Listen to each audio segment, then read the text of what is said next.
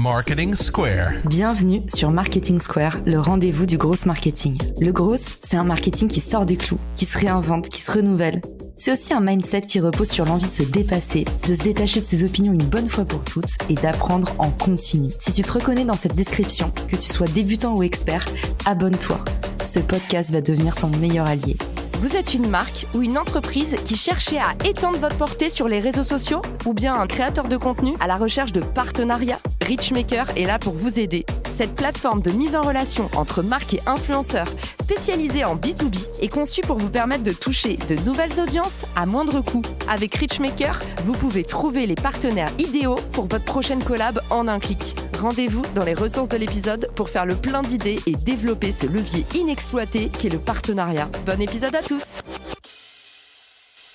Bonjour à tous et bienvenue dans ce nouvel épisode de Marketing Square. Aujourd'hui, on retrouve Alexandra Ridou qui a sa carte de fidélité dans Marketing Square. C'est un peu notre coach professionnel préféré. Vous l'avez plébiscité dans de nombreux épisodes. Je vous les remets dans les ressources ou dans la description de cet épisode. Alexandra, re-bienvenue dans le podcast. Salut Caroline, merci de m'accueillir une fois de plus. Avec grand plaisir. Et aujourd'hui, tu vas nous démêler une thématique que tout le monde a au moins formulée une fois dans sa vie. C'est comment trouver un job qui nous passionne quand on connaît pas ses propres passions, qu'on les a pas encore trouvées ou tout simplement qu'on pense qu'on peut pas forcément en vivre.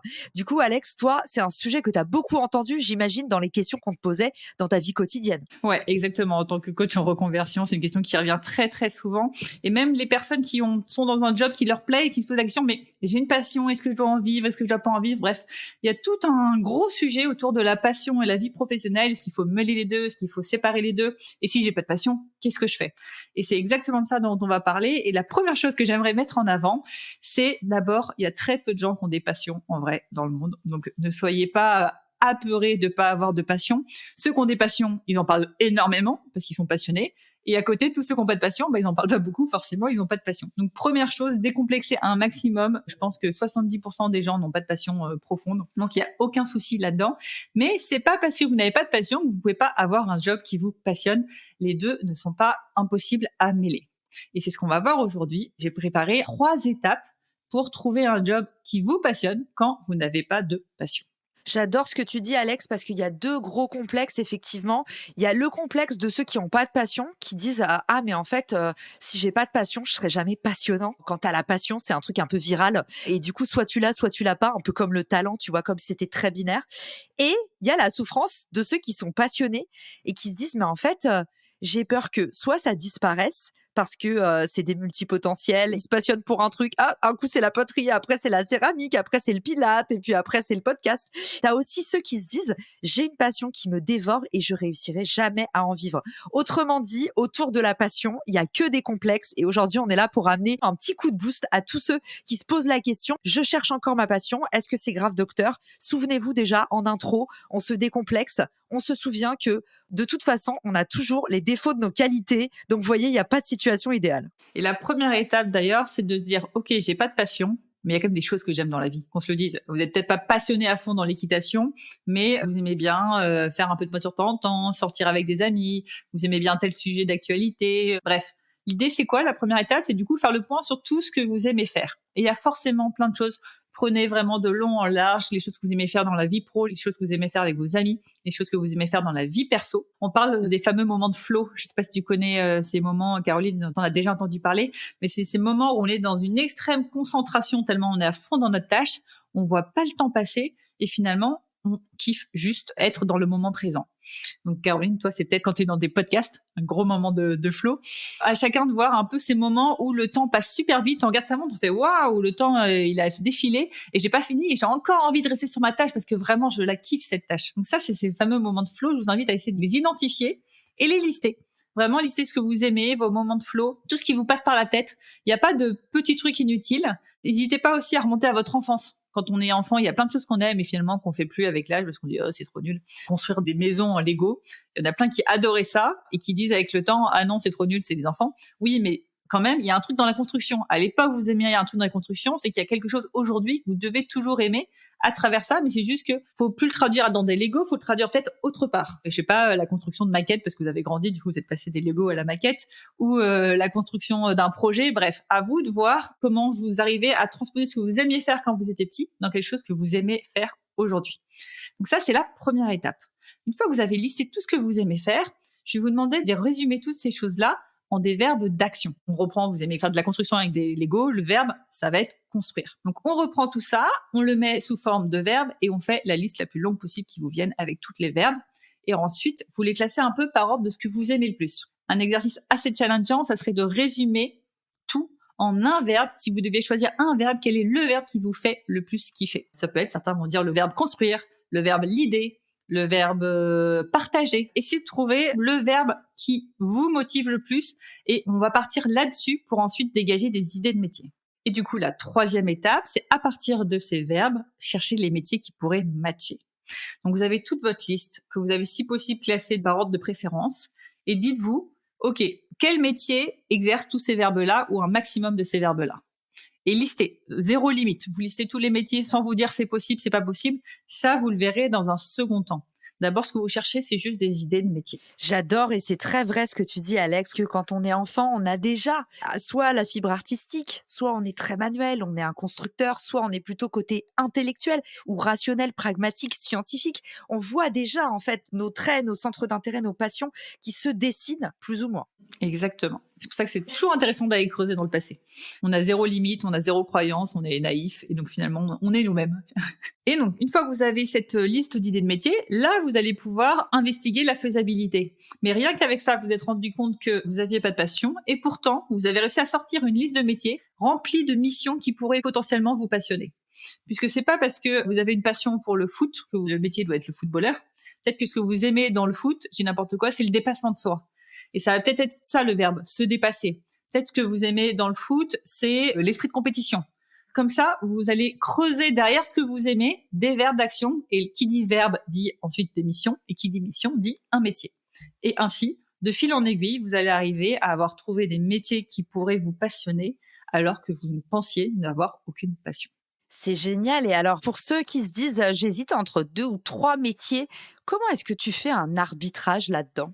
Quand on hésite avec 2 ou 3 métiers, mon conseil, c'est vraiment de les investiguer à fond.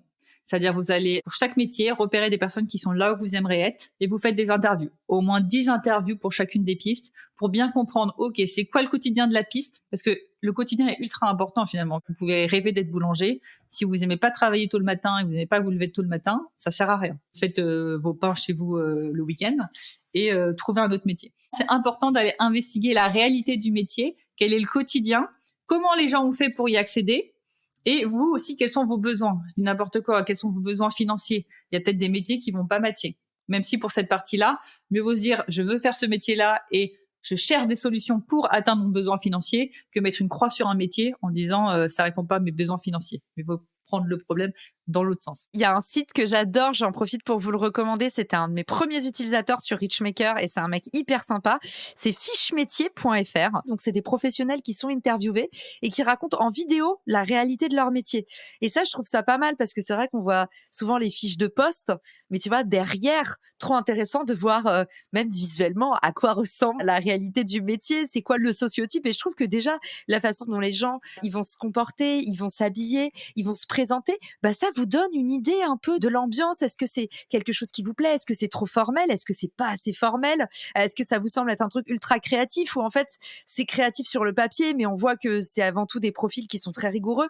Donc le fait d'avoir les interactions en vidéo et de voir le type de personne qui parle de son job aussi avec ses mots, pas à la sauce corporate où en fait tous les jobs ont l'air de se ressembler sur le papier, et ben je trouve que ça donne des précieux indices. Mais si vous avez le luxe évidemment de pouvoir faire des vraies interviews avec des gens qui vous allouent du temps en dehors des salons d'étudiants ou en dehors des salons spécialisés sur les métiers, effectivement le mieux, envoyer des messages LinkedIn et essayer de décrocher des temps d'échange. J'invite vraiment mes coachés à chaque fois à faire ces interviews. Il y a quand même un taux de 20% de retour positif en général sur LinkedIn. Les gens adorent parler d'eux, adorent parler de leur expérience. Donc finalement, quand on vient de dire bonjour, j'aimerais connaître mieux ton parcours, ton expérience, etc., il y a au moins 20%. Donc vraiment, balancer des messages. Vous balancez 10 messages, vous avez 2 retours positifs, c'est déjà ça.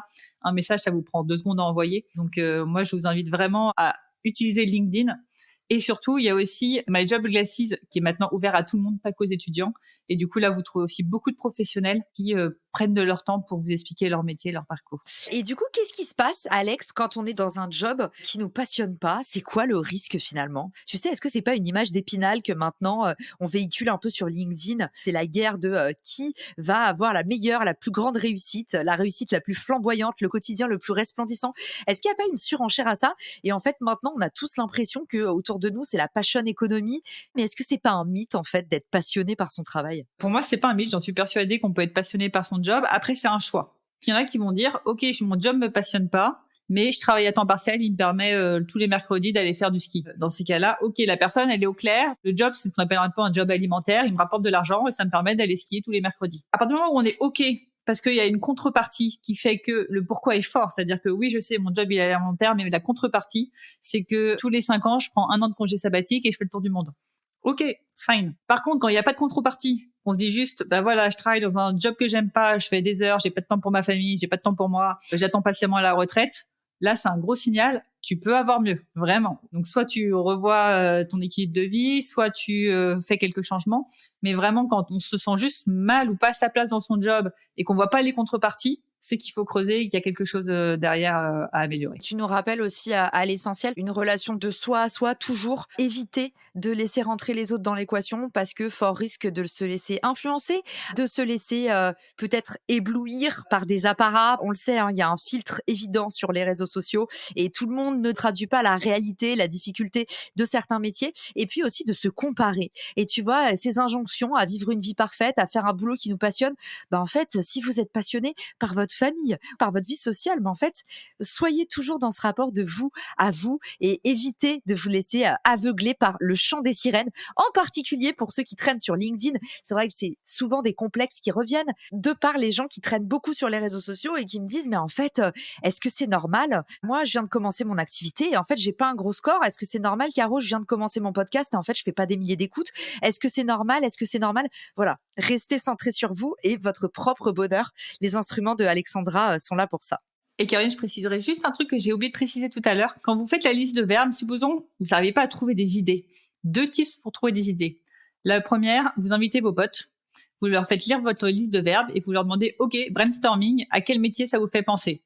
Là, bam, vous allez avoir plein d'idées auxquelles vous n'aurez pas pensé. Et deuxième idée toute récente que j'ai testée, ChatGPT. Vous demandez à ChatGPT, peux-tu me fournir une liste de métiers à partir de ces verbes? Et vous serez surpris. Il va vous fournir une super liste. Et si ça vous va pas, dites, ah non, dans cette liste-là, ça prend pas en compte que je veux avoir tous mes week-ends de libre. Hop, il va vous refaire une liste avec des métiers qui vous permettent d'avoir vos week-ends de libre. Et ainsi, vous pouvez chatter avec ChatGPT pour essayer d'affiner des idées de métiers qui pourraient vous plaire et avoir des idées auxquelles vous n'auriez pas pensé. Merci Alexandra d'avoir été avec nous pour cette nouvelle masterclass. Tu nous as encore donné des outils pour mieux vivre son job, mieux vivre aussi sa réalité et son quotidien. Et surtout, on l'a dit, on arrête de se comparer. Et puis, c'est pas parce que vous voyez le mot passion partout que vous êtes différent ou anormal. Rassurez-vous, ceux qui sont passionnés aussi se sentent tout le temps marginaux. Merci Alex d'avoir été avec nous. Où est-ce qu'on peut te retrouver? Alors, vous pouvez me retrouver sur LinkedIn ou sur Instagram.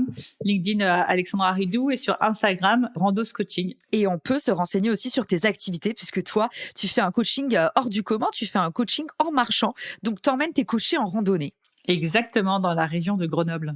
J'adore. Alexandra, j'espère que ça donnera envie à plein d'auditeurs d'aller te découvrir. Merci pour tout ce que tu nous as partagé et je vous dis à très vite dans un nouvel épisode de Marketing Square. Ciao!